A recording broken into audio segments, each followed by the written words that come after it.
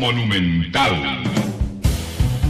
Vivimos en un mundo en constante cambio que usted merece entender, porque es imposible interpretar la realidad que vivimos sin conocer cada uno de sus colores. Porque muchos son los tonos de la actualidad. Presentamos Matices. Una producción de Noticias Monumental.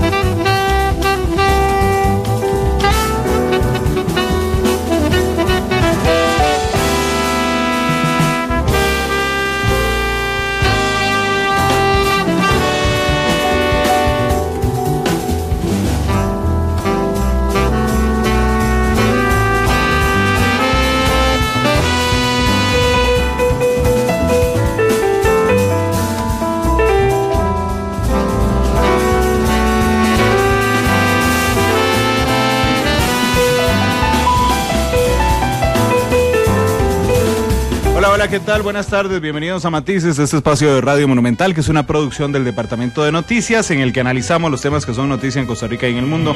Muchas gracias de verdad por estar con nosotros en este primer programa de la semana. Poco a poco no, de un solo golpe va calentando el tema electoral de la segunda ronda, y Costa Rica, indudablemente, para propios y ajenos, se enfrenta a un panorama inédito en la historia costarricense y a un proceso además que tiene sus particularidades de cara a la segunda ronda electoral.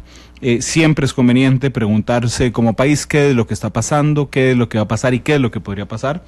Así es que hoy invité a una persona que respeto muchísimo, expresidente de la Asamblea Legislativa, expresidente de Liberación Nacional, expresidente de la República en ejercicio, don Francisco Antonio Pacheco. Bienvenido, don Francisco. Muchas gracias. Aquí estamos a la orden. Muchas gracias por estar con nosotros. Le cuento a nuestros oyentes y televidentes que tenemos muchas plataformas para que nos acompañen. Estamos en vivo en radio, estamos en vivo en internet, monumental.co.cr, estamos en vivo también a través de Facebook Live en la cuenta de Noticia Monumental, donde ya 100 personas inician con nosotros el programa.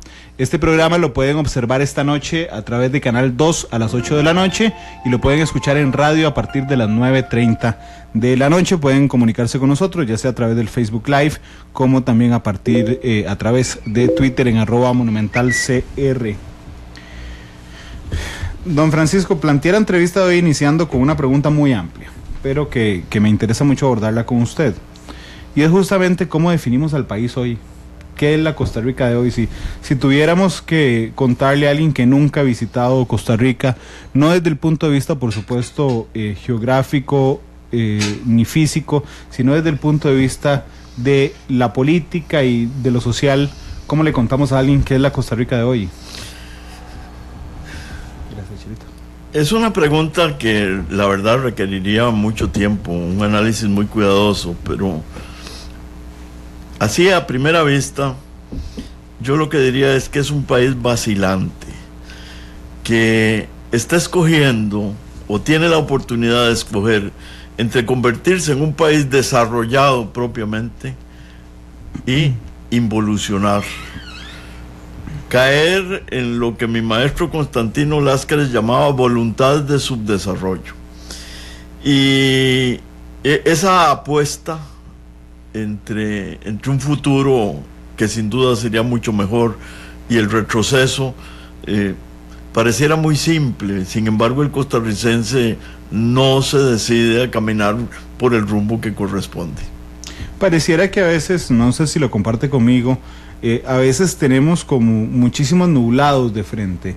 Es decir, a veces no vemos algunas decisiones país, no hablo solamente del tema electoral, muchas decisiones país a veces cuando uno las mira para atrás eran muy fáciles de leer, con las señales de los tiempos, pero a veces nos metemos en algunos problemas, en algunas discusiones que parecieran no ser relevantes para Costa Rica. Bueno, yo creo que eso es así y creo que ha estado agravado últimamente por las redes.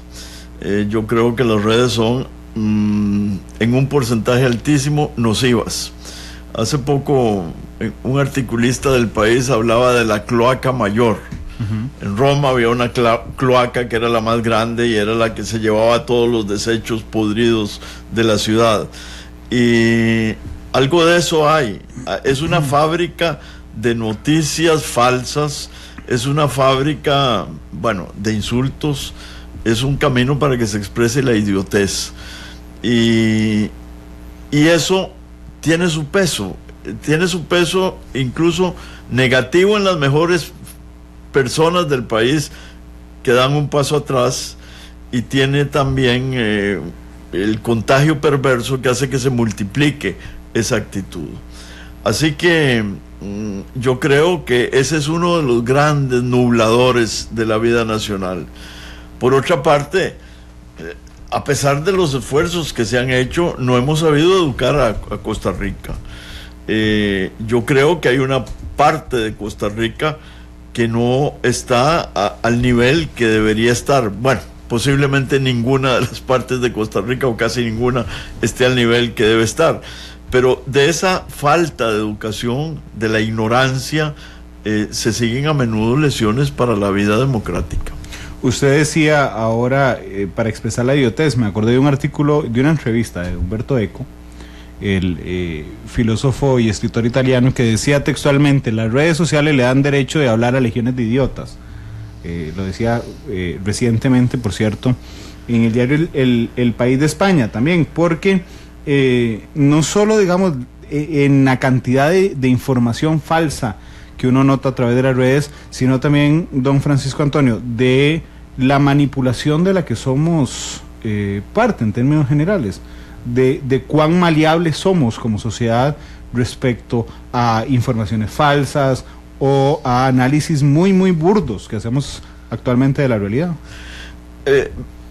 Creo que ayer veía en algún periódico, en alguna parte, no sé dónde, puede ser en un periódico extranjero, puede ser en El País, que decía que además las noticias falsas corren más rápido que las verdaderas. Ahora todo se mide, ¿verdad? Y eso revela, tiene que ver también con la morbosidad de la gente, ¿verdad? Muchas veces a la gente le complace lo que es negativo, lo que es perverso, y eso obviamente perjudica la evolución de un país. Pero además tiene que ver con la influencia. Cuando le decía respecto a lo maleables que somos, es, por ejemplo, no sé, hace 30 años, en el círculo de amigos o conocidos, que uno los definía muy claramente, o sea, uno escogía a quién conocer y quiénes eran sus amigos, compartía opiniones y algunos criterios. Sin embargo, ahora, aunque uno defina, por ejemplo, los amigos que tienen Facebook, ¿verdad?, usted no define lo que sus amigos comparten en Facebook de otros amigos que comparten en Facebook. Entonces realmente, y tal vez va a sonar muy odiosa la frase que voy a decir, pero a veces pareciera que hay un exceso de opinión respecto a todo. Es decir, todos opinamos de todo y todos nos alimentamos de todas las opiniones y al final no quedamos en nada. Hay definitivamente tergiversaciones también que se van multiplicando y pasan a ser verdades. Cosas que uno no ha dicho o ha dicho de otra manera, de pronto descubre que son interpretadas de una forma equivocada y se van convirtiendo en verdades a fuerza de repetirlas. Y como uno no puede estar sentado en las redes desvirtuando cuánta cosa se dice, terminan por consagrarse plenamente. Esa es la Costa Rica de hoy, atravesada, por cierto, a través de las redes sociales en términos generales. Quería brincar al tema político. ¿Qué le ha parecido este gobierno, Francisco Antonio? Bueno, un gobierno realmente deficitario, por no decir desastroso. Hasta ahora yo no había hablado en público mal del gobierno, y si lo había hecho era muy discretamente, porque yo sé que es complejo estar en un gobierno. He estado en algún gobierno, en el gobierno de don Oscar Arias, en el primero, en el brillante primer gobierno de don Oscar Arias, y luego he estado vinculado, ya sea desde la Asamblea Legislativa o bien por relaciones con otros gobiernos. Y que debo decirle que gobernar es una tarea altamente compleja y altamente difícil. Y en Costa Rica de pronto creen que se puede improvisar y que se puede poner a cualquiera a gobernar en cualquier momento. Y eso es un error grave. Y no lo digo en función de la actual coyuntura política. Lo digo tratando de que el costarricense interiorice la complejidad de las soluciones y la complejidad de las decisiones que hay que tomar. Y entonces eso me lleva a mí a ser un poco condescendiente con los gobiernos, aun cuando no pertenezca al partido gobernante. Pero este gobierno, a la hora de hacer el balance, debo decir que ha tenido casos tremendos de corrupción. Eso de la pifia, que la llaman muy bonito, pero no es una pifia, el asunto obviamente del cementazo, pero son docenas de casos de corrupción. Y creo que hay algo más. Es un gobierno que ha ayudado a desmoralizar el país. ¿En qué sentido? En dos sentidos. Primero, esas cosas desmoralizan a cualquiera. Y en tercer lugar, las falsas denuncias que hizo el presidente de la República con relación a gobiernos anteriores de liberación nacional, que las hizo con una seguridad absoluta y que luego quedaron en nada, creo que le causó un daño al país. No solo a Liberación, que por supuesto le causó daño, sino a Costa Rica, porque entonces la gente se desmoraliza. Para mí, moral tiene ese doble sentido, el sentido ético, digamos, y luego el sentido que cobra la palabra cuando decimos se desmoralizó. Y me parece que van relacionados, y ha ayudado a desmoralizar al país, a hacerlo perder la moral, el entusiasmo, la visión positiva de las cosas. Y un país que no cree en sí mismo, ni cree en las posibilidades suyas, es un país que va por mal camino. Déjeme saludar a un par de personas que nos siguen desde el exterior a través de las redes sociales, justamente a Néstor Arauz, que nos observa a través de Facebook Live desde Santiago de Chile, a Ana Aguilar, que está en Londrina, Brasil, viendo el programa de hoy a través de las redes sociales. También un día sostenía aquí al expresidente Miguel Ángel Rodríguez. Don Miguel usó una frase como país que me llamó la atención. Me dijo: Randall, muchas veces hemos confundido también lo que tachamos en términos generales como corrupción con un problema de falta de ejecución que tiene que ver con el desorden del Estado costarricense. ¿Qué le parece, don Francisco Antonio? Estoy totalmente de acuerdo. Aquí ha ocurrido un proceso que desgraciadamente la gente aplaude, pero que es perverso. Y es que una serie de conductas, actos o fallas que normalmente en cualquier parte del mundo se deberían ver como ineficiencia, aquí se están convirtiendo en un asunto legal. Y los asuntos legales, además, se da un paso más, se están penalizando. Se considera que es penal. Y entonces no se le deja campo a la política. Cuando usted analiza los hechos políticos en abstracto, su característica más importante es que son discrecionales. ¿Qué entiendo por esto? Un gobernante es llamado a ejercer el poder con base en reglas, con base en el derecho, pero tiene que tener márgenes para decidir, inclusive para equivocarse. Si usted se lo pregunta a un empresario, aunque no me gusta revolver lo público y lo privado, el empresario se lo va a entender. Un empresario sabe que también se fracasa en el ejercicio de su actividad. En el Estado también se cometen errores. Ahora, Muy diferente es cuando ese error conduce al enriquecimiento propio o del grupo o de alguien, cuando hay una mala intención. Pero cuando el ejercicio demanda, es decir, demanda riesgo y se fracasa, la sanción tiene que ser política, es decir, con votos. Y aquí no, todo de pronto es delito. Y eso es terrible para un país porque conduce a la paralización. Nadie se atreve a actuar.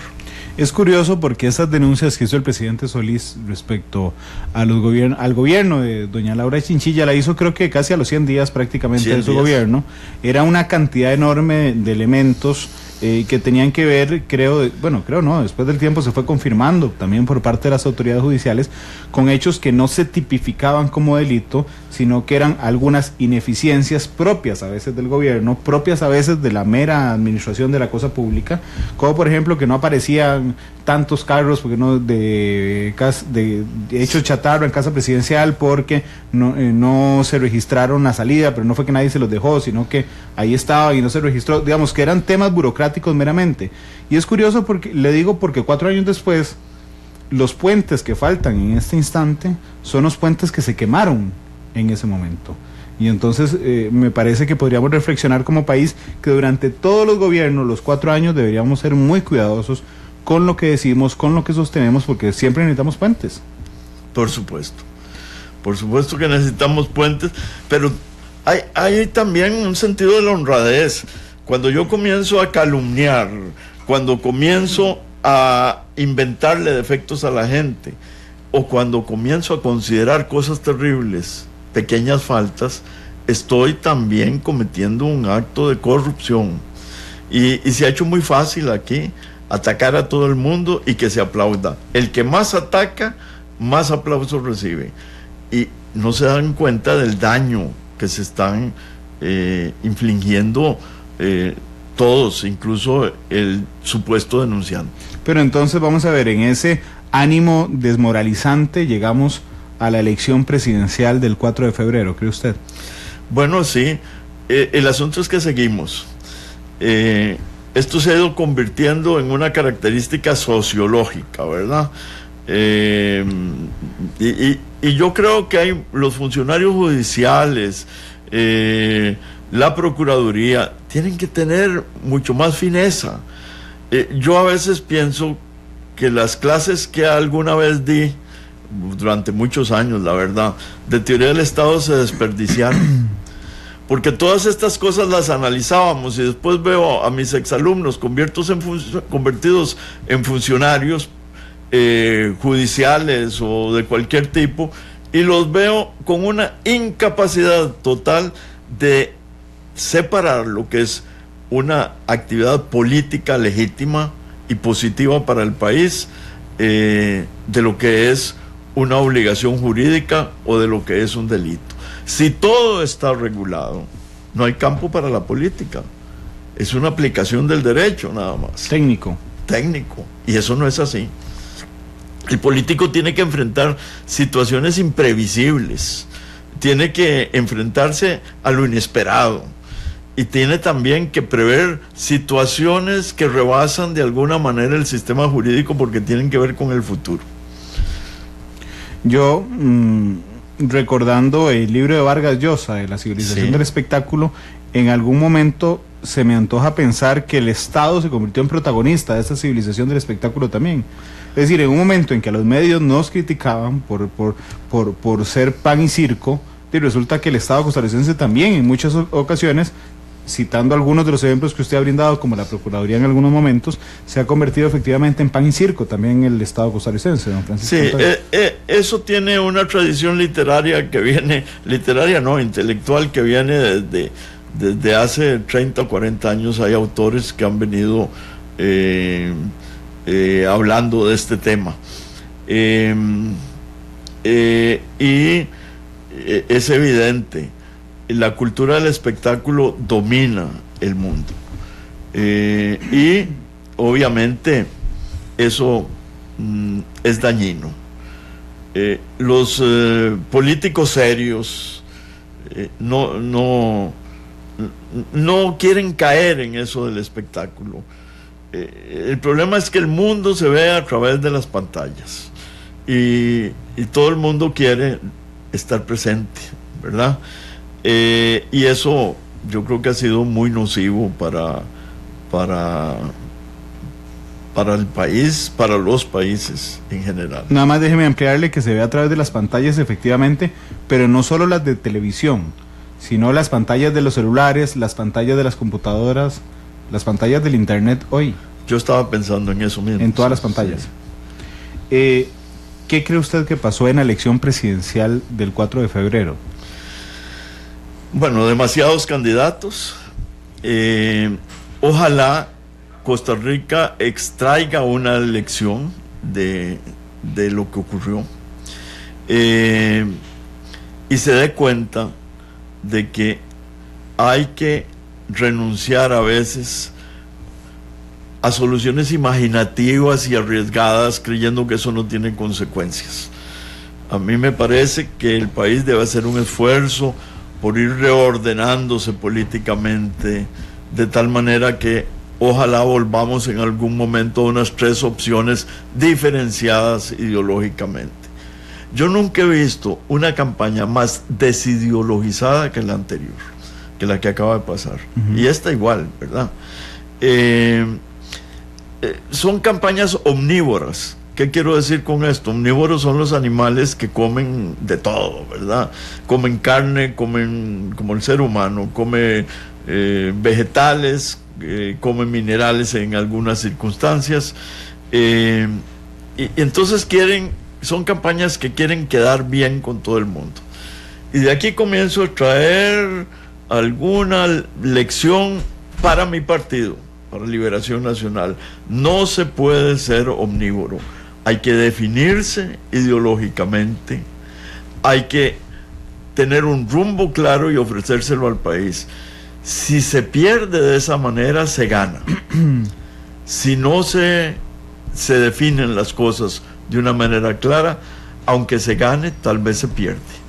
Pero es que justamente esa mezcla ideológica es muy complicada. Usted en este momento podría preguntar cuál fuerza política de Costa Rica es liberal, por ejemplo. Y entonces uno dice, bueno, un momento, es que son liberales en lo económico, pero conservadores en lo social. El otro es al revés, es conservador en lo económico, es liberal en lo social. Depende del tema que usted toque, no sabe si es de derecha, izquierda, centro.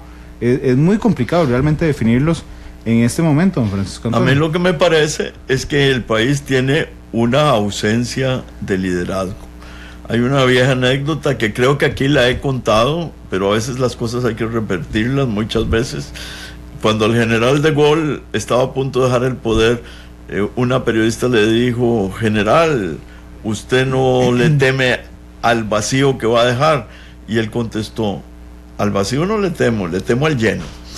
Y de pronto tenemos un lleno en el país. Todo el mundo es candidato y todo el mundo se considera con condiciones para dirigir el país.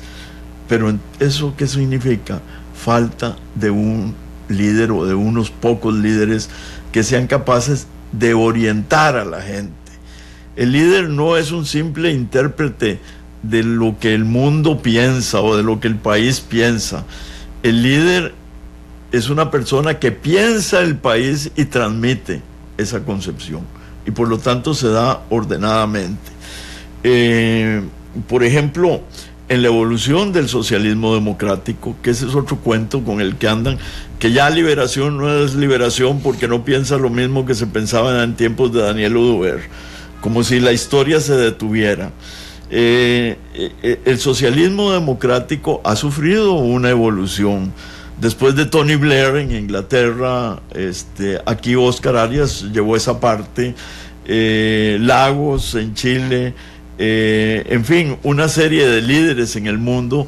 La socialdemocracia no es lo mismo. ¿Cuál es la diferencia que hay en la socialdemocracia de entonces y la de ahora? Muy simple. La socialdemocracia anterior cayó en un exceso de estatismo. Y entonces eso llegó a hacerse incompatible con los ideales que tenía la socialdemocracia. Los ideales es favorecer al mayor número, como decía don Pepe, tanto como sea posible.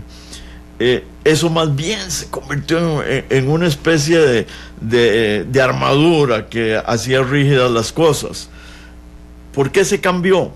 Bueno, por una sociedad más abierta desde el punto de vista de la competencia, más regulada desde el punto de vista de los órganos reguladores, más flexible y más abierta al mundo. Bueno, yo creo en esa liberación y creo que ahí hay una cierta unidad ideológica. Y bueno, cuando y vea usted, perdone que me entusiasme, pero no hay un gobierno sin un líder que valga la pena. Yo recuerdo haber estado en un consejo de gobierno con Óscar Arias, y ahí usted ve cuando hay un líder que decide que fulano en el gabinete era más o menos de derecha y que tal vez era excesivamente de derecha, no importa, si hay un presidente que sepa cuál es la dirección que hay que tomar y que sea capaz de decidirlo. Ahora uno se pregunta en la coyuntura actual, ¿habrá esa capacidad de reorientar y orientar un gobierno con base en una ideología? Perdóneme que deje la duda. No, pero es que también es culpa nuestra como país. ¿De dónde surgen los líderes entonces? Bueno, no hay un análisis. Es un misterio. No, es que, don Francisco Antonio, no hay un análisis de los problemas nacionales en términos generales. Vea, le voy a poner un ejemplo. Usted fue presidente de Liberación Nacional, claramente, digamos, yo no tengo que adivinarle su color por las prendas que anda en la camisa, sé que él es liberacionista, y por lo tanto lo traje a hablar sobre la elección nacional, sobre el país en política, sobre el futuro, sobre la segunda ronda electoral, porque me interesa su punto de vista de dónde viene, justamente. Y hay mucha gente que me está diciendo, y Randall, ¿y cuándo va a empezar a hacer las preguntas incómodas a don Francisco Antonio? ¿Cuáles preguntas incómodas? Y lo que lo traje es justamente para que comparta conmigo y con ustedes que nos observan y que los escuchen su manera de ver la vida. En mi opinión no hay preguntas incómodas, lo que hay es respuestas incómodas. No, por supuesto, pero digamos, a lo que voy es que es un ansia por pan y circo, bien que mal, por sangre en términos generales. No se me ocurre ninguna pregunta que pudiera incomodarlo a esta altura de la entrevista, don Francisco Antonio. A lo que me refiero es que eso es lo que estamos acostumbrados, no a analizar lo que pasa, sino a ver a quién ponemos contra las cuerdas, siempre. En la Procuraduría, en la Sala Constitucional, en la Asamblea Legislativa, en el Poder Judicial, en los medios de comunicación. Y es tremendamente complicado. A mí me quita un poco el sueño la diferencia entre lo que pasó con las elecciones presidenciales y lo que pasó exactamente el mismo día con las elecciones legislativas. Porque no entiendo cómo hay una división tan clara entre un resultado presidencial y un resultado legislativo. ¿Usted qué cree que pasó? Porque hay ese divorcio, digamos, en los resultados, donde Liberación Nacional tiene justamente la fracción más grande de las minorías, le sigue después Restauración Nacional, después el PUSC, después el PAC en cuarto lugar, pero es muy diferente a lo que pasó en las elecciones presidenciales. ¿Qué pasa con los diputados? Bueno, yo voy a aventurar una respuesta, pero es, por supuesto que es aventurada. Bueno, porque pero es su opinión. Y no puedo estar ni yo seguro, pero me parece lo siguiente, me parece que hay un razonamiento que se ha repetido, que es, bueno, yo voy a votar por este candidato que me parece un poco exótico porque inventa cosas, o voy a votar por este otro porque yo soy muy religioso, pero también voy a votar por Liberación para que Liberación entre a convertirse en el punto de estabilidad del país. Es decir, no voy tan lejos. Me quedo me doy el lujo de votar por alguien de quien no estoy totalmente seguro para presidente, pero porque ahí va a estar Liberación en la Asamblea. Ahí me confío más de los diputados. Es como una garantía, dice usted. Es como una garantía. Bueno, pero permítame que le discuta su aventurada explicación. Pero entonces eso no se explicaría ante los 14 diputados de Restauración Nacional.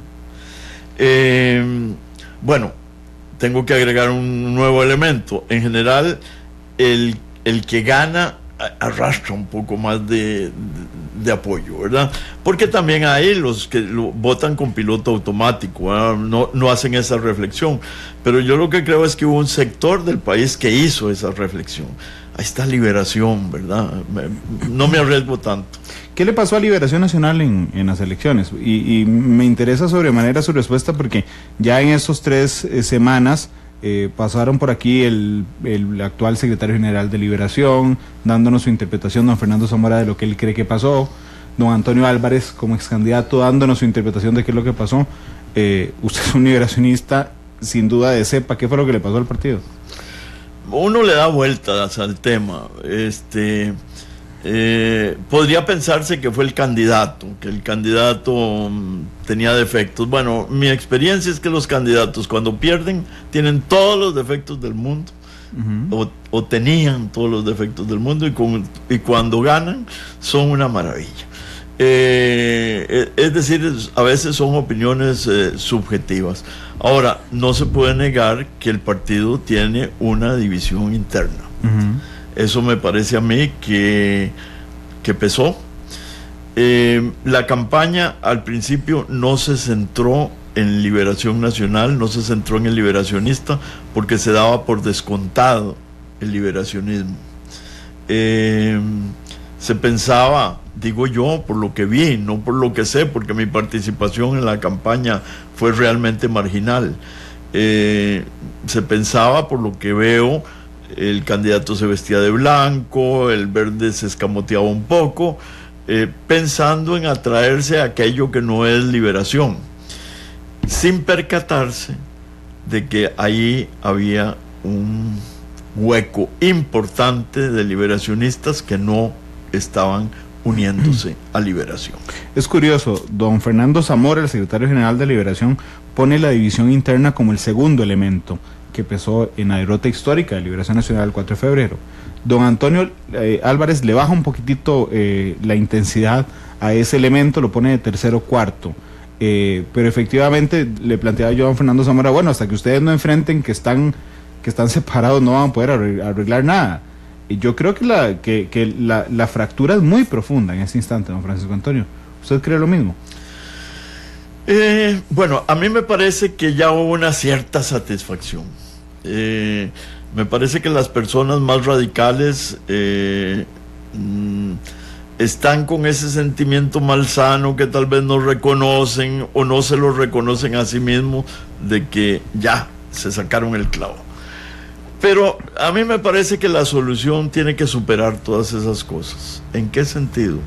Yo creo que Liberación Nacional tiene que hacer tabla rasa, tiene que buscar nuevos planteamientos y nuevos liderazgos, totalmente. A mí me parece que todos los liderazgos que hemos tenido hasta ahora, y me duele decirlo porque algunas de las personas que siguen aspirando a la presidencia, o que sin duda van a aspirar, o que parece que van a aspirar, me parece que deben dar un paso atrás, y el partido debe buscar una renovación. Ahora, lo que estará pensando quien me oye es que yo digo, alguien joven. No, yo no estoy a favor de lo que ahora se llama la efebocracia, que es el gobierno de los jóvenes. A mí me parece eso arriesgado. Tampoco estoy defendiendo el gobierno de los viejos. Digo que hay una edad en la vida que es la edad óptima para ejercer el poder, y salvo excepciones, porque las hay, me parece que hay que buscar a alguien con la edad apropiada para ser presidente de la República. Un saludo a don Saúl Weisler, el expresidente de la Asamblea Legislativa, que nos está escuchando desde España a esta hora de la tarde. Bueno, pero permítame jugar como abogado del diablo. El comité político del partido, ¿qué responsabilidad tiene si el día que traje les pregunté, bueno, ustedes qué? No, nosotros ni nos metimos en campaña, eso lo tomó el comando de campaña? Sí, mire, a mí me parece que la discusión no es la elección, sino el rol del Partido Liberación Nacional, no solo en la campaña, sino antes, durante y después. y yo creo que las autoridades del partido han fracasado. Y a mí me duele estarlo diciendo, yo soy el único que lo dice, y me duele porque los estimo en lo personal, y espero que sigamos siendo amigos, pero tienen que reconocer que no asumieron, no han asumido, no están asumiendo el papel que les corresponde. Y entonces están recurriendo a las mismas fórmulas del pasado. ¿Cuáles son las fórmulas del pasado? Bueno, una evaluación de las causas de la derrota, y vamos a preguntarle a los comités cantonales que nos digan qué es lo que pasó, y van a decir los distritales y los cantonales que no les dieron plata, que no les dieron carro, que no les dieron signos, que no llegaron a tiempo. No, nada de eso es verdaderamente esencial. Lo esencial tiene que ver con el costarricense, con la forma de aproximarse a la población de Costa Rica. Y ahí me parece que las autoridades no han hecho ningún esfuerzo, han seguido actuando cajoneramente, y no veo que lo vayan a hacer tampoco. Es Liberación Nacional, don Francisco Antonio, un poco petulante en el sentido de que en algún momento de la historia reciente se le olvidó ser oposición. Bueno, aquí vamos a un punto que yo considero medular, y me alegra mucho que usted lo plantee. Primero, Liberación ha tenido vocación de gobierno. El liberacionista por lo menos el de un cierto nivel, vive hablando de lo que hay que hacer con Costa Rica, entre nosotros, y por eso Liberación crea equipos distintos de los rejuntados ocasionales, y eso no se puede negar. Yo no sé si usted lo recuerda, pero dentro de varios años se hablaba de la oposición y del gobierno, aunque Liberación estuviera ejerciendo la oposición. Se decía, es que la oposición, se confundían los términos, ¿sí? Por esa vocación. Ahora, yo lo que creo es que Liberación no está asumiendo el papel que le corresponde en este momento. Liberación tiene que aceptar que perdió las elecciones, y tiene que aceptar que se le dio un bloque mayoritario, aunque no mayoría absoluta, en la Asamblea Legislativa. Y tiene que, por lo tanto, tomar el papel de oposición. He dicho esto, inmediatamente vienen las malas interpretaciones de los que oyen sin escuchar. Yo no digo que Liberación tenga que llegar al Congreso a oponerse a todo lo que presente el próximo gobierno. Ni he dicho que hay que boicotear al próximo gobierno. He dicho que tiene que hacer una oposición seria, pero asumirse como partido de oposición. Por eso a mí me preocupa mucho esa especie de transfugismo que hay hacia una de las dos, sobre todo hacia una de las dos tendencias que están disputándose la presidencia de la República, porque eso confunde a la gente. Tenemos que recordar que estamos en la oposición y ya deberíamos estar contra cualquiera de esas dos tendencias que también van a estar en la Asamblea. ¿Para qué? Para construir mejor. Costa Rica está primero, por supuesto, pero un país sin oposición es un país traicionado. Y Costa Rica necesita que haya oposición. Y deberíamos aprovechar para mostrar cómo se hace oposición de verdad. Justamente hablando del transfugismo, y ojo que es lo que yo siento, no lo que sé, porque no tengo elementos para sostenerlo, porque resulta que cuando uno va a entrevista de estos temas normalmente se le escapan por la tangente, pero yo siento efectivamente que Liberación Nacional, muchos de sus sectores aspiran a cogobernar si gana Restauración Nacional. Creo que queda clarísimo con su equipo económico. Mire, no sé si ese equipo económico, en primer lugar, no es un equipo. Eso es lo primero que hay que aclarar.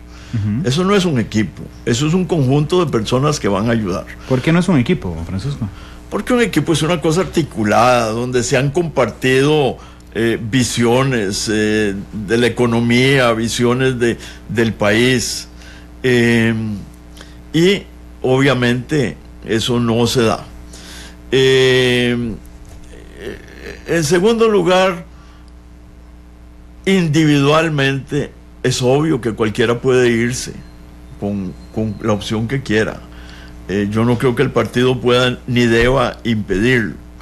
El asunto es ¿qué efecto va a tener eso? Primero, legitimar el transfugismo, que lo puede pagar muy caro Liberación dentro de 4 años, porque están jugando de virus. ¿Qué es lo que hacen los virus? Los virus se montan en una célula y de alguna manera la colonizan, la dominan.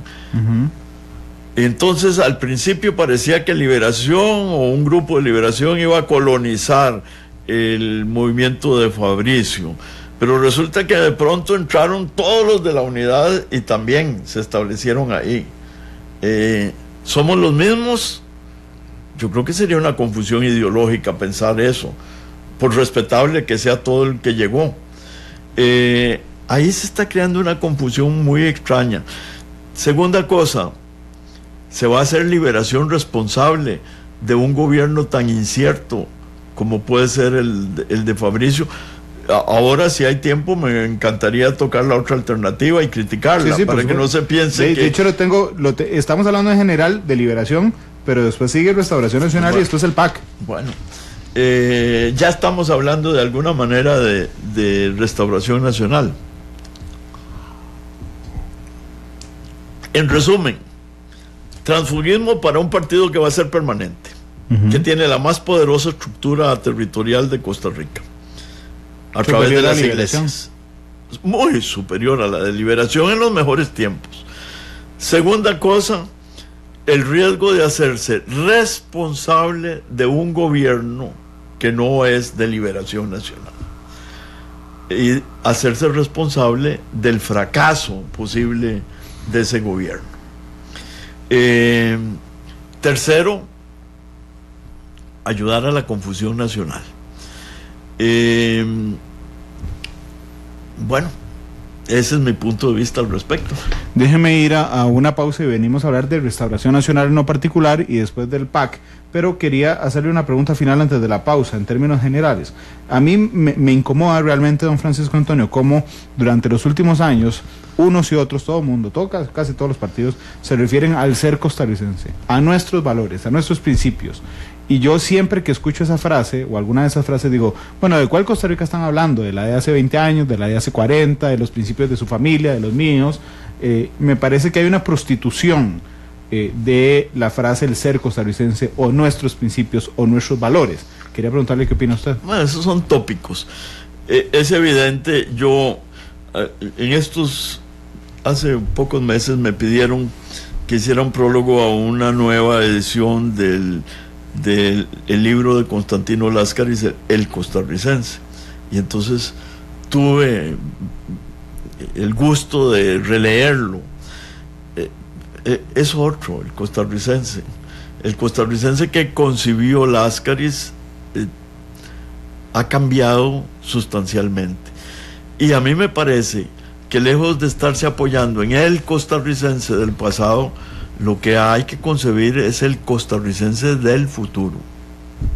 Es curioso, de todas las personas de Liberación Nacional a la que le he preguntado qué le pasó al partido en elecciones, es el único que no ha incluido, don Francisco Antonio, un elemento exógeno o coyuntural, como fue, por ejemplo, el caso del cemento en particular, o la opinión consultiva de la Corte Interamericana de Derechos Humanos. Yo creo que fueron muy importantes los dos.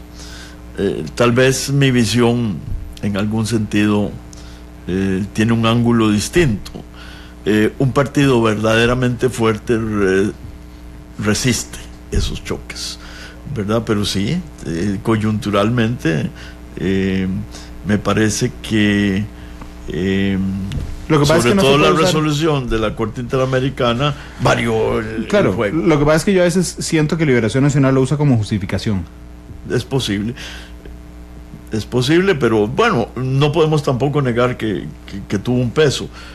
Lo que sí creo yo es que al analizar en profundidad el Partido Liberación Nacional nos damos cuenta de que ahí hay falencias que examinar, hay un balance que hacer, pero mucho más profundo. Me llamó la atención ahora cuando le pregunté sobre el equipo económico de Restauración Nacional. Vamos a hablar en los 13 minutos de Restauración y 13 minutos del PAC, para ser muy tajante en eso. Me repitió una frase que usó Carlos Alvarado un día de estos, que dijo: ¿y cuál equipo? ¿Dónde está el equipo? Y José María Figueres hoy en la mañana también, que dijo: eso no es un equipo, porque un equipo primero necesita una cohesión, digamos, ideológica, programática, para después volverse en equipo. Me llamó la atención que coincidiera con ellos. Bueno, no sabía que lo habían dicho, pero si ellos lo han dicho, refuerza la idea de que ahí no hay un equipo. Pero usted dice que Restauración Nacional llegó para quedarse, que no es un fenómeno que haya surgido coyunturalmente respecto a esta elección. Llega y se queda, es lo que usted sostiene, don Francisco Antonio. ¿Por qué? Bueno, a mí me parece que es una organización demasiado fuerte, que ya desarrolló el apetito por el poder, y que por lo tanto no veo yo ninguna razón como para que vuelva atrás. Sigan. Como para que vuelva atrás. Ya escogió esa línea, una línea equivocada. A la Iglesia Católica le tomó muchos siglos darse cuenta de que no debería estar ligada al poder, y entonces en gran medida se ha desligado del poder. En cambio, las iglesias evangélicas, lejos de entender ese mensaje histórico, ahora están ligándose al poder, y eso es una cosa que al ser humano le gusta. Y por supuesto yo no veo ninguna razón para que, una vez que han probado el poder, vuelvan atrás. El poder es tentador, es innegable, pero respecto a la estructura esa nacional que usted señalaba e internacional, es lo que quiere decirme prácticamente, don Francisco Antonio, es que en cada barrio hay una iglesia evangélica en ese instante en el país. Es decir, que Restauración Nacional, si gana las elecciones, va a tener prácticamente en cada uno de los barrios un aparato social y electoral en algunas ocasiones trabajando a full. Yo lo creo así. Por cierto que aprovecho para aclarar que yo sé que hay iglesias evangélicas que no están dentro de este movimiento. Y eso lo digo para evitar malos entendidos. No quiero generalizar, pero sí son miles de iglesias que están en distintos puntos del territorio, y en algún sentido son clubes, y tiene que ver mucho con la estructura de las iglesias evangélicas, que yo creo que en eso ha sido un acierto. Las iglesias evangélicas acogen a la comunidad, ¿verdad? No es simplemente como el sacerdote católico que ejecuta unos actos, pone en práctica unos sacramentos y punto. Ellos involucran a la gente. Si eso se liga al poder que da el Estado, sobre todo de las instituciones sociales, como son el IMAS, asignaciones familiares, Avancemos, qué sé yo, ahí hay media docena, ahí se va a producir una mezcla que me temo que va a incrementar el clientelismo. Y en eso ojalá me equivoque, y ojalá en el país haya control y haya un partido de oposición fuerte, es decir, Liberación Nacional, colocado al centro, un centro izquierda moderno, que pueda también controlar esas cosas, porque eso va a añadirle una fuerza enorme a este movimiento. En fin. Hablando de oposición, yo recuerdo en las elecciones de 2014, cuando yo le preguntaba a liberacionistas de CEPA qué les había parecido la derrota y la renuncia en la práctica de la candidatura de don Johnny Araya, me decían: es que usted tiene que conocer a Liberación de Oposición, es feroz. A mí no me ha parecido que haya sido feroz de oposición. Respecto en temas de fondo, digamos, uno podría considerarla feroz en temas muy puntuales, se ha puesto a esto en particular, ha bloqueado esto en la Asamblea Legislativa, pero en términos de oposición, de control respecto al ejercicio del poder, no lo he notado. Bueno, yo tengo que manifestar cierto escepticismo con relación a la fracción que viene. Debe haber unos 5 diputados muy buenos, excelentes. Pero también hay que decir que hay muchos sin experiencia política de ningún tipo. Y yo creo que eso es parte de lo que se puso de moda. Se puso de moda decir los jóvenes, tenemos que incorporar a los jóvenes. Yo no, por supuesto que no niego en la necesidad de incorporar a los jóvenes. Pero hay algo muy interesante. Antes nos costaba a los jóvenes que nos incorporaran, ahora casi hay que irlos a buscar para traerlos. Y ese costo de incorporarse era una selección natural que obligaba a aprender. Pero bueno, eso sería entrar en demasiados detalles. Creo que aquí Liberación se va a enfrentar a un problema. Ni la cúpula está interesada en asumir el rol que le corresponde, que es un rol de oposición racional pero firme, ni creo que una buena parte de los diputados puedan hacerlo adecuadamente, por lo menos mientras aprenden. Y ese costo de aprendizaje va a ser largo. Creo que cuando hay un vacío se llena y tendrá que haber fuerzas externas dentro del partido, pero fuera de lo institucional, que levanten banderas importantes. Dice un oyente que tal vez el triunfo de Restauración Nacional podría ser el acta de función de Liberación Nacional. Puede ser. En la historia todo nace, crece y perece. Yo deseo que no sea así, porque yo creo que Costa Rica necesita una opción como Liberación Nacional, una opción de centro, izquierda, moderno. El centro está bastante libre y creo que además tenemos votos en la Asamblea Legislativa y eso debería conducir a una especie de rectificación.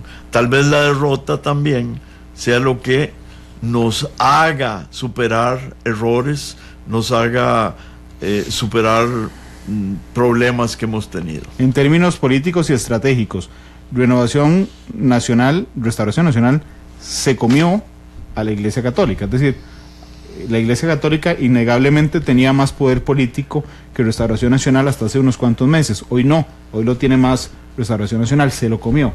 ¿Podría Restauración Nacional comerse también a Liberación Nacional respecto a esta especie de cogobierno que se podría hacer con base en algunas piezas fundamentales, como el candidato a vicepresidencia de Liberación Nacional, en las tiendas de Fabricio Alvarado? Estoy de acuerdo, sí, podría ocurrir perfectamente. Ahora, hay que ver qué rol va a ocupar toda esa gente, porque por un lado dije que no era un equipo, pero por otro lado tengo que decir que no se ha determinado qué función va a cumplir cada uno. Si a mí me dicen que fulano va a ser asesor, y que fulano el otro va a ser asesor, y que sutano va a ser asesor, eso equivale a decir que no van a hacer nada. Porque en la estructura de un gobierno quien manda es el presidente en primer lugar y en segundo lugar los ministros. Y los asesores son gente que da opiniones y que a menudo se va quedando atrás en la evolución del gobierno. Eso me parece a mí que hay que tenerlo en cuenta y vale también para el PAC. El PAC, alguna gente dice es que fulana va a ser asesora, es que el otro va a ser asesor. No. Hay que hablar de ministros. Hablemos del PAC, nos quedan 21 minutos de programa. Usted en un artículo que publicó el viernes o el sábado, no recuerdo que ya se le publicado en La Nación, decía textualmente: estamos de cara a dos formas de dogmatismo.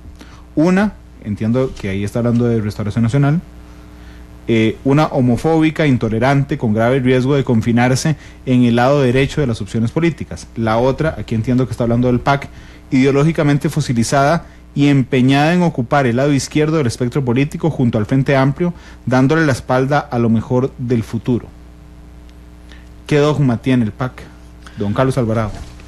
Bueno, sobre la campaña ha ido suavizando últimamente un poco el mensaje, y la incorporación del señor Garnier me parece a mí que es como hacerle una señal ¿a qué? Al sector empresarial. En realidad, todos esos mensajes, tanto del PAC como de don Fabricio, son para tranquilizar al sector empresarial. Ya sabemos que ahora posiblemente tengan un seguro de vida a las zonas francas, y eso pues a mí me satisface. Pero el núcleo fuerte del PAC, que es el que al final va a gobernar, recuerde usted cuando presentó por primera vez don Carlos Alvarado a sus equipos, esos equipos eran PAC. El núcleo más fuerte es un núcleo que tiende a estar a la izquierda. Por otra parte, a mí me parece innegable que la gente que votó por el Frente Amplio esta vez votó por el PAC.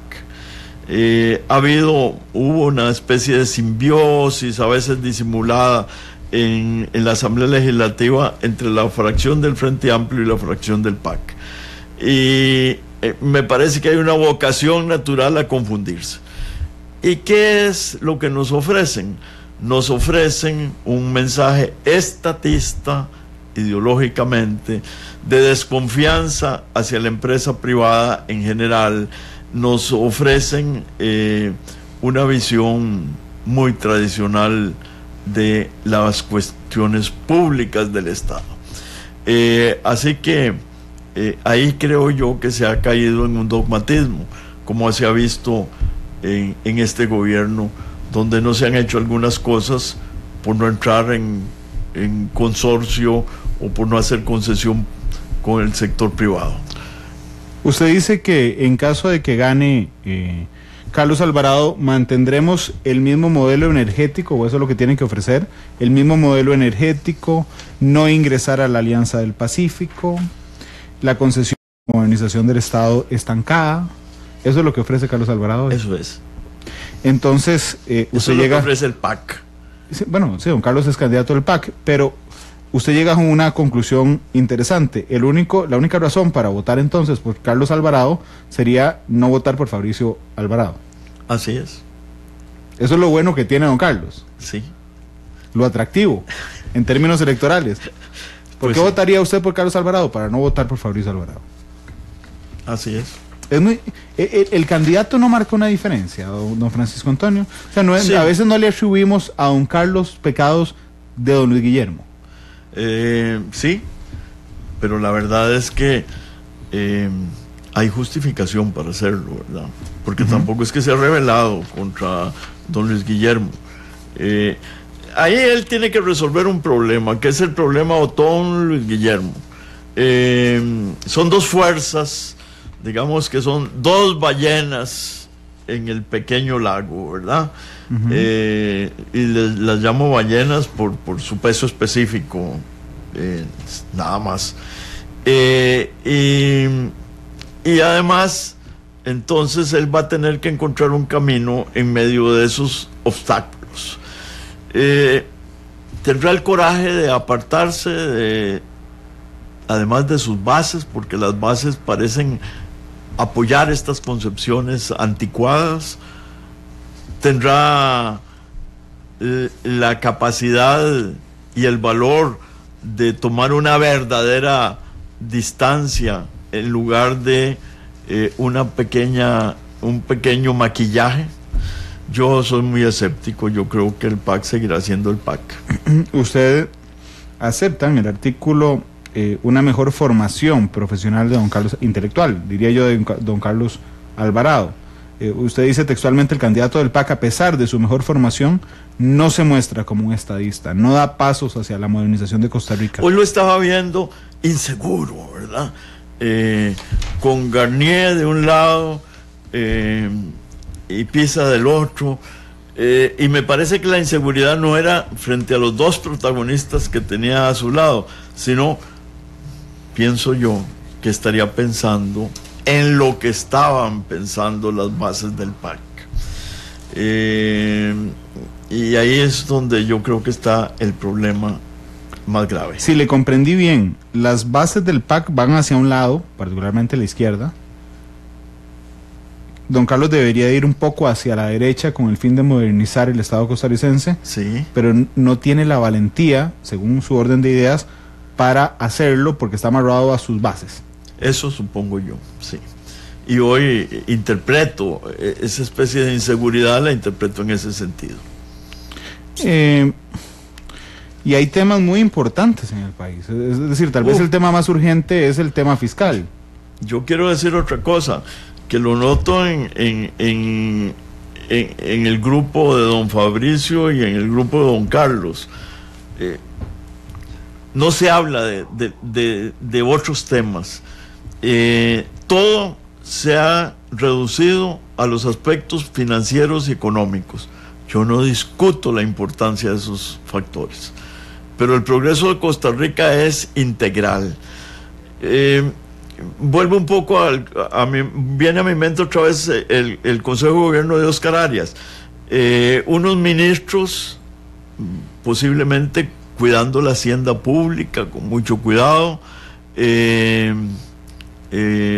y por otra parte el presidente que de pronto dice hasta aquí, y ahora tenemos que entrar con un programa de orden social, las pensiones no contributivas más bajas, avancemos, y eso pues desde el punto de vista estrictamente financiero es un ligero desequilibrio o un gran desequilibrio. Cuando se juzgan los gobiernos, y eso se ha puesto de moda, solo desde el lado financiero, se pierde lo esencial de un gobierno. Y eso lo digo como juicio sobre el pasado y como hipótesis sobre el futuro. Yo leo, por ejemplo, con gusto algunos de los artículos de FEINSAC, e inclusive hasta los de don Juan Carlos Hidalgo, los dos obsesionados con Óscar Arias permanentemente. ¿Y por qué son tan severos? Porque única y exclusivamente ven el aspecto financiero de un gobierno, y la realidad se compone de una gran cantidad de factores de orden social, de estabilidad, de equilibrio, y ojalá los gobiernos que vienen, el gobierno que venga de los partidos emergentes como el de Fabricio, o de un partido que ya no es emergente como es el PAC, tengan una visión integral de la realidad, y no se preocupen exclusivamente por lo económico financiero. Pero pareciera que estamos en el fenómeno, le llamo yo, del voto del no. O sea, es decir, si yo le pregunto a alguien hoy, a mucha gente, no digo que a todos, ¿por qué vota por don Carlos Alvarado? Seguramente me contestará, porque Fabricio Alvarado no tiene experiencia, porque Fabricio Alvarado viola los derechos humanos. Y si le pregunto a la gente que vota por don Fabricio, ¿por qué va a votar por don Fabricio? Entonces me contesta, refiriéndome a otro candidato, porque Carlos Alvarado viola los principios y los valores costarricenses, porque no sabe respecto a temas, o no ha hecho lo posible el gobierno respecto a temas de corrupción. Es decir, mis argumentos para votar por uno es votar contra el otro. Pareciera que ese es el fenómeno en el que estamos hoy.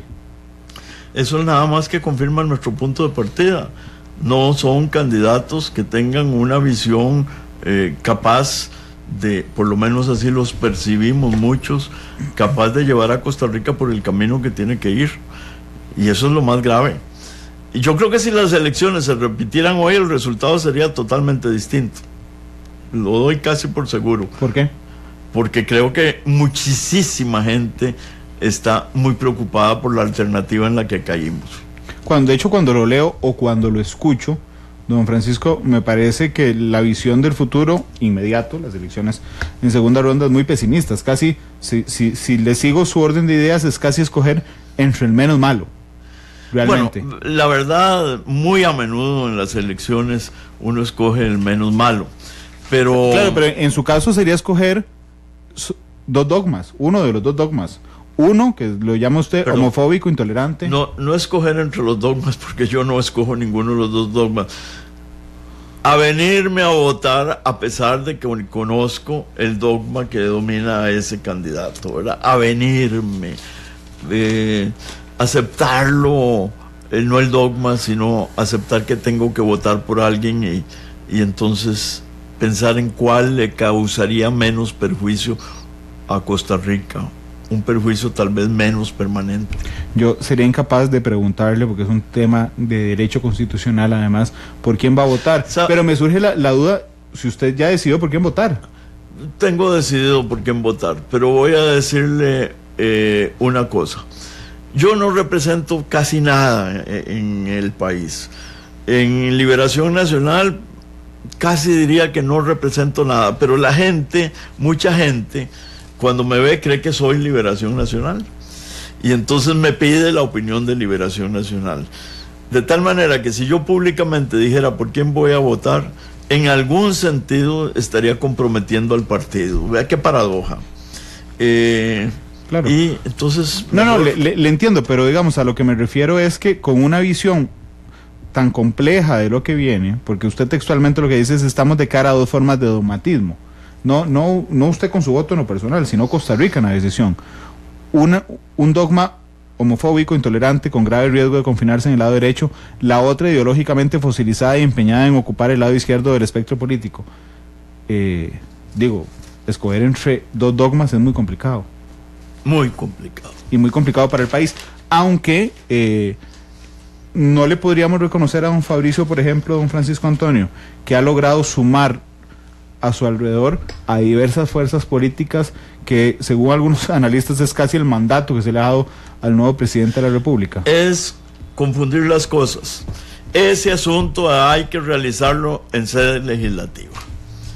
Eso no se resuelve así en la calle, juntando gente, no. La verdadera visión unitaria del país hay que construirla en la Asamblea Legislativa, no fuera. Y si no, es una cosa vaga que puede terminar en cualquier cosa. Así que yo sí guardo una esperanza, pero ya no para esta elección. Yo guardo la esperanza de que Liberación Nacional se reconstituya, ya sea con la cúpula o contra la cúpula, se levante, busque el nuevo liderazgo que necesite y le dé un mensaje a Costa Rica como el que el país requiere. Y ojalá un día me invitara a que hablemos del futuro que se le avecina al mundo y al país y que ha sido totalmente ignorado en esta campaña, y salvo algunos columnistas, en general entre la gente. Todo lo que se le viene al país de empleo con las nuevas tecnologías, la desocupación que va a haber, la incapacidad de preparar a la gente para el futuro. Todos esos son los grandes temas que yo hubiera esperado escuchar durante esta campaña. Pero ha sido entonces una campaña monotemática. Al puro inicio de la primera ronda era corrupción, con el tema del cemento a la mitad, transversado. Después se convirtió en el monotema del matrimonio igualitario, que llega justo en la coyuntura de la primera ronda. Ahora, escuchándolo, me parece que entonces es el monotema del tema financiero fiscal. Así es. Solo monotemas, nos hemos ido en esta campaña. Sí, así es, me parece una muy buena conclusión. Ahora venía en un taxi, el chofer, muy inteligente, el chofer, venía hablándome y me decía, qué raro, desapareció el tema del matrimonio gay. La elección pasada, ese era el tema central, ya nadie habla de eso, me decía. Curioso, me dejó pensando. Pero eso significa además que en general los temas de fondo los dejamos de lado. Yo, no solo en esta elección de 2018, sino en la de 2014, por el trabajo que realizo aquí, por los debates, tuve que leerme los planes de gobierno de todos los candidatos presidenciales. Nos dimos cuenta, los oyentes. Gracias. Y hay una excepción, una omisión enorme respecto a cómo. Creo que ayer sacaba una nota al diario La Nación respecto a los dos candidatos que están en segunda ronda. ¿Cuál es el porcentaje de propuestas que tiene elementos que nos ayuden a explicar cómo lo van a lograr y cómo medir lo que van a lograr? Yo es que no me tomo tan en serio los programas de gobierno. Don Pepe Figueres decía, denme un buen pichel de café y en una noche yo le hago 2. Yo estoy tentado a no hacerlo, don Francisco Antonio, pero eso es otro tema, porque creo que hay un divorcio enorme entre el plan de gobierno y el plan nacional de desarrollo de quien sea presidente. Salvo en el primer gobierno de Oscar Arias, no sé en el segundo, pero en el primero, y reconocido por Otón Solís, porque los que hicimos el programa de gobierno seguimos muy de cerca el pensamiento de Oscar Arias y luego eso se reflejó en el Plan Nacional de Desarrollo. Pero sí, y además las circunstancias, lo imprevisto, modifican cualquier programa de gobierno. Así es que yo pido disculpas, pero soy escéptico con relación a los programas de gobierno. En cambio, me parece fundamental que ciertos temas se discutan mucho para que comiencen a entrar en la conciencia del país y sea posible tomar las decisiones correspondientes con respaldo de la gente. ¿Usted cree que se ha hablado poco en esta campaña de educación? Mire, se habla de educación y se dicen las mismas cosas. Yo no he leído los programas, pero usted sí. Y con seguridad dice dignificar al educador nacional, quitarle cargas administrativas al educador nacional. Voy bien. Algunos dicen eso, efectivamente. ¿Infraestructura? ¿Le parece que se ha hablado poco de infraestructura? Vamos a ver, es que poco es relativo. A lo que me refiero es que si se ha hablado de fondo o apenas hemos pasado por encima del tema de infraestructura. Bueno, ahí un poquito el tema ha entrado por la concesión de obra. Pero si tiene que ver con el modelo. No están de acuerdo. Sí, pero es un tema ideológico, tiene que ver con el modelo. De si uno está de acuerdo o no con la concesión. Pero es el medio también. ¿Ambiente? Se menciona. Todo se menciona. Yo recuerdo muy en el pasado haber estado vinculado, muchas veces me ha tocado a programas de gobierno, y entonces en el de Rolando Araya, se nos fue mencionar a la gente que tiene alguna discapacidad. ¡Qué horror! Entonces el otro partido decía, no se mencionó la discapacidad, ¿verdad?, en el programa de liberación. Mire, un programa de gobierno debería ser algo muy distinto. Deberían ser unas cuantas líneas muy centrales, ¿verdad?, muy bien analizadas. Relaciones internacionales ha sido un tema ausente. Es decir, los programas son una suma. Una suma infinita en la que quedan cosas por fuera. Es que voy a confesarle que lo utilicé para algo, Francisco Antonio. Sí. Es que esos son los temas del debate monumental. Es que tengo la guía del debate aquí en la mano. Porque justamente me parece, del debate que vamos a tener el miércoles 21 de marzo, porque justamente lo que vamos a buscar es profundizar respecto a un montón de temas, pero concretos. Hechos y cómo concretos, para intentar darle al elector, además, una lectura más integral de los candidatos. Ahora voy a salir en defensa de los candidatos. Señor. El presidente de la República tiene que ser una persona que puede por casualidad ser especialista en algo. Pobre el ministro cuando es especialista el presidente en algo.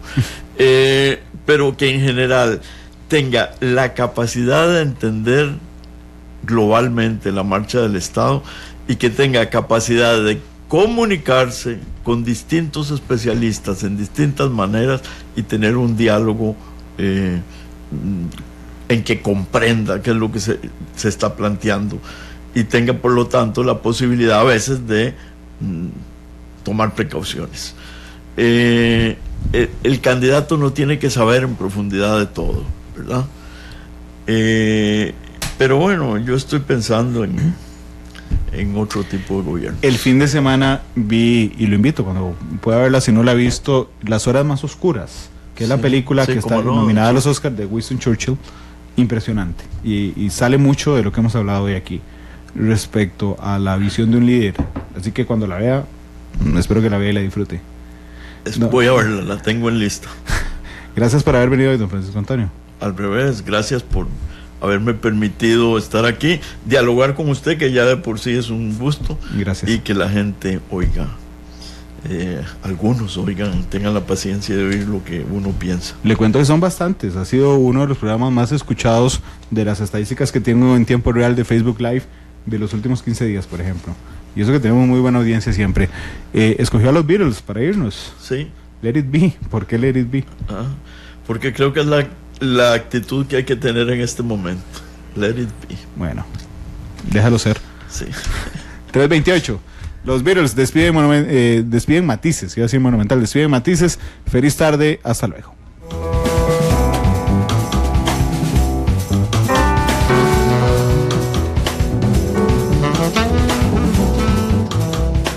La actualidad, sus tonos, sus contrastes. Esto es Matices.